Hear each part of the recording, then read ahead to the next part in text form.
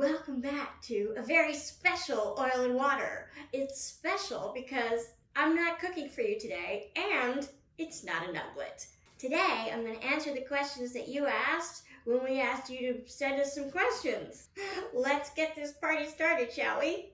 First question from H Hill 470 asks, where did you learn to cook and what's my favorite holiday dish? I learned to cook from my mother. My mother was a really good cook. She's what I used to call a walloper. So she would often cook without a recipe. Would throw shit together and it was tasty. She had several things that she was really good at, so I guess she memorized it and then just riffed on that. So I was lucky. And my favorite holiday dish. Well, we just came off of Thanksgiving, so I really love stuffing. I don't need a lot of stuff in my stuffing. I like just basic, savory bread stuffing. Yum. Give me a pile of that. With some gravy and a little cranberry sauce. Yes, please. The next question from Adam Dutton 90. What's your favorite meal to cook?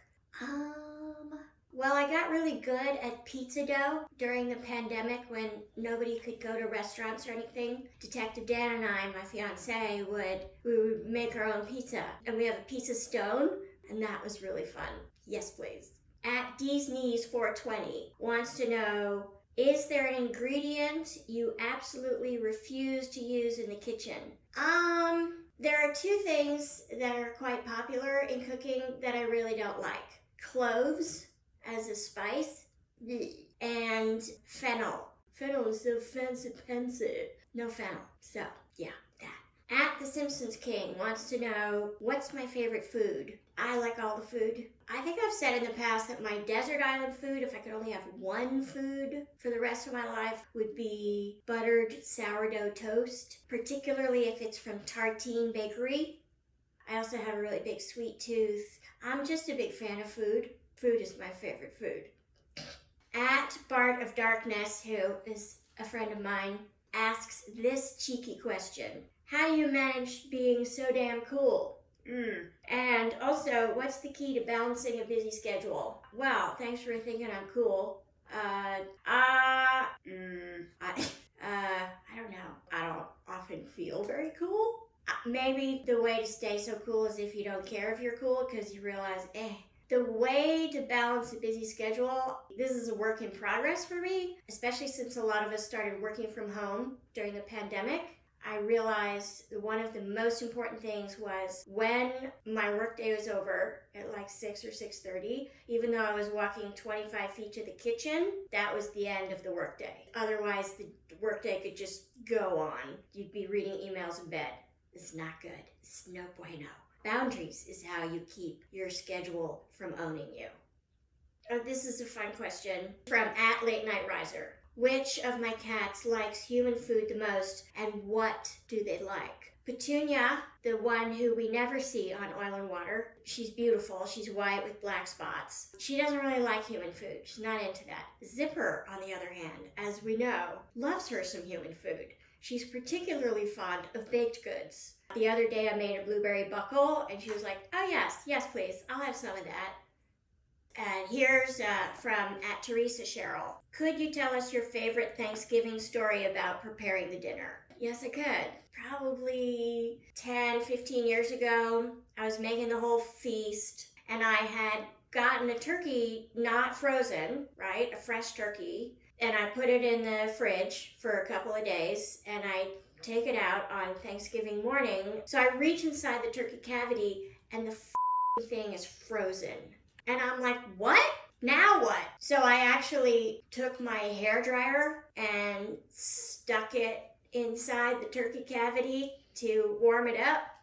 Thanksgiving dinner was quite late. Yeah, the hairdryer continued to be functional after that. Live and learn. So Heather H asks a two-part question. It's a trick question. Heather H, I see you. I know what you're doing, Heather. She says, where do you stand on the scone debate? Cream or jam first? And the bonus question is, do you rhyme scone with bone or gone? And her PS is, there's only one right answer to the second part. First, I'll answer the first part of the question.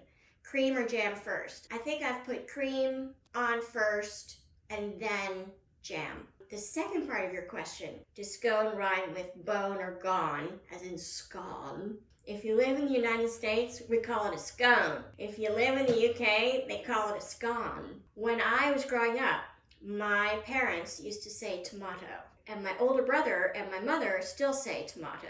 Now when I talk to my family and say tomato, they look at me like I'm a zoo animal. So Heather, I know what you're doing. Listen, I'm just trying to fit in. Here in California, it's scone.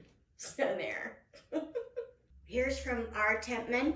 He has a strange question, and I agree, this is a strange question. Have you ever tried peanut butter and mayonnaise? Ew, what? No. But then I've been told that that's a thing, like it's a thing. And just because it's a thing doesn't make it right. I'm gonna leave it right there. Okay, favorites, I'm gonna put a pin in answering the questions. I've actually already answered a bunch of other questions, but you guys are busy. So keep an eye out for part 2 of question time. In the meantime, I wanted to let you know that we're gonna take a little holiday hiatus here on Oil and Water. I hope you all have a tasty, festive, restful time wherever you find yourself in the world. And we will see you in the new year.